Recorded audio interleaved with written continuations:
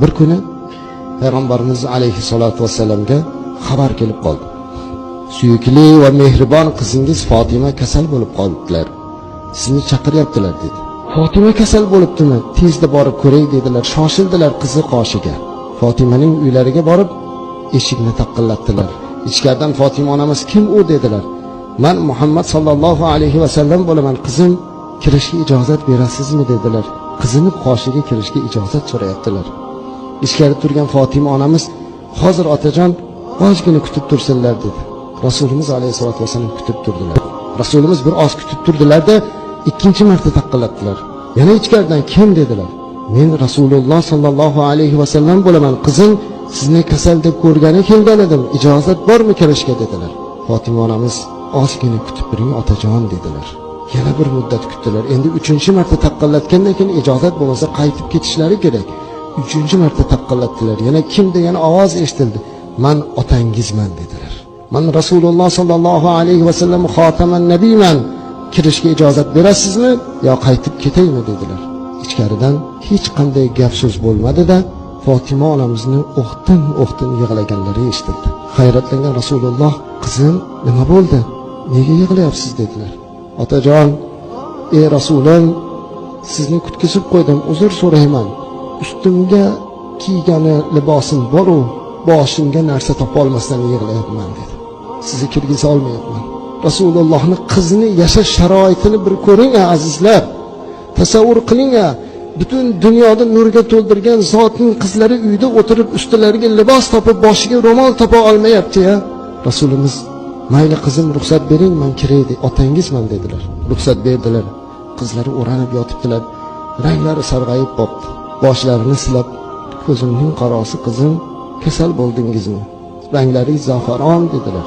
"Otajonim, qiblagohim, ey Rasulim sallallohu alayhi vasallam, siz meni Hazrati Aliga turmushga berganingizda Ali nimani olib kelsa yeng, olib kelmasa sabr qiling degan edingiz.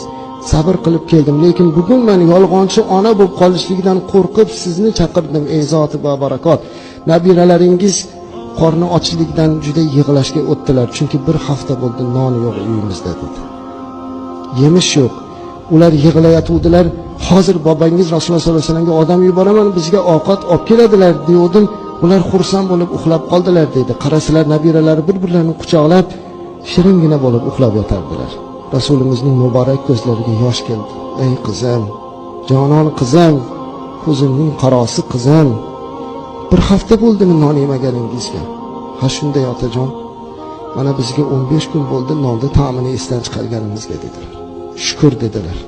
Zot butun dunyoni berishlikka loyiq bo'lgan zotning oilasini ko'ring. Nega endi biz noshukur bo'lishligimiz kerak azizlar?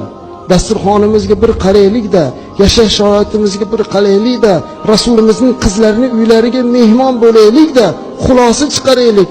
Dod deb yig'lab Allohga shukr keltiraylik. Robbim, nonni ta'mini esdan chiqaradigan holatga kelmadik, isrof qiladigan holatga keldik. Bir Rasulullohning qizlari boshiga ro'mol topa olmayotgan bir paytda boy badavlat ayollarimiz har kuni har xil liboslarni olib bu yoqmay qoldi deb tashlab yuborayotgan zaifalarimiz uyalsinlar.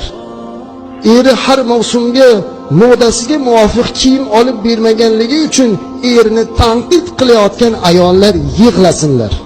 Uyiga borib otasiga, "Otajon, kuyovingiz meni boqa olmayapti, puli yo'q, noni yo'q" degan ayol boshini devorga urib yig'lasinki, Fatima qizlari shunda ham Rasulullohga shikoyat qilmadi, balki yolg'onchi bo'lib qolishlikdan qo'rqdi. Bu qanday razolatki azizlar, bu qanday qabohatki, ne'matni e'tirof qilishlikdan uzoqlashgan banda bo'lsak. Robbim, bizlarni ne'matingni shukr qiluvchi bandalardan qilgin deb so'raylik.